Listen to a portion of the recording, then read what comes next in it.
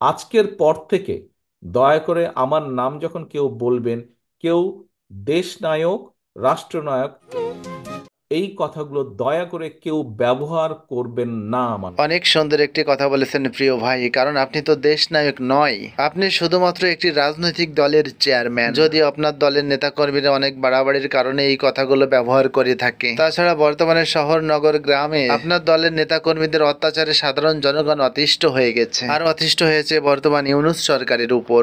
আবার আবার এই সরকার দরকার, হাসিনা সরকার আবার দরকার।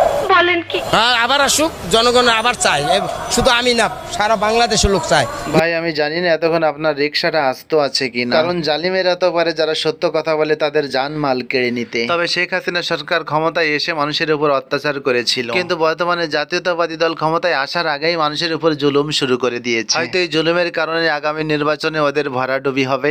তাই নাই ভাইয়া? অন্যদিকে ইউনূস সরকারকে সতর্ক করলেন ইসলামী আন্দোলন দলের নেতা রেজাউল করিম সাহেব। অন্তর্বর্তীকালীন সরকারকে বলবো, আন্দোলন করেছি আমরা, জীবন দিয়েছি আমরা, তা তো বটেই। জীবনের মায়া ত্যাগ করে রাস্তায় নেমেছিলাম আমরা। এ কথার মধ্যে বিন্দু পরিমাণ সন্দেহ নেই যে আপনারা অনেক বছর ধরে ফ্যাসিস্ট সরকারের বিরুদ্ধে যুদ্ধ ঘোষণা করেছেন। আর উপদেষ্টা বানাবেন ওই সমস্ত বিদেশি চাটুকারদেরকে। আর ইউনূস সাহেব, আপনি কোন সব লোকদের উপদেষ্টা বানান আমি নিজেই বুঝি না। যাদেরকে উপদেষ্টা বানাবেন তাদের নিয়ে এত প্রশ্নবিদ্ধ হতে হবে কেন?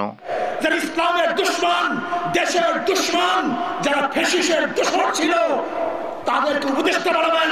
আমার মনে হয় ফারুকী সাহেবকে কেন্দ্র করে এই কথাগুলো বলা হচ্ছে, কারণ অনেকেই মনে করেন তিনি ফ্যাসিস্টের দোসর।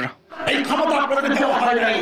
Right you are. মনে রাখতে হবে, আওয়ামী লীগ, বিএনপি, এদের মধ্যে কোনো পার্থক্য নেই, সব ক্ষমতা ভালো।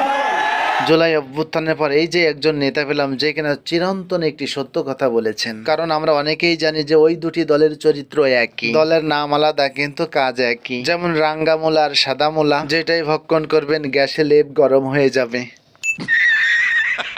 সব টাকা সালের অত্যাচারী দুর্নীতিবাজ।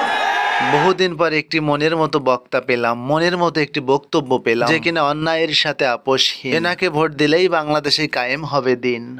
আজকে বিএনপির বক্তব্য শুনলে আশ্চর্য হয়ে যায়। বক্তব্য শুনলে মনে হয় তারা বাজা মাছটি উল্টে খেতে জানে না, অথচ দুর্নীতিতে তারা 5 বারের চ্যাম্পিয়ন। আওয়ামী লীগ, বিএনপি মুদ্রার এপিটপি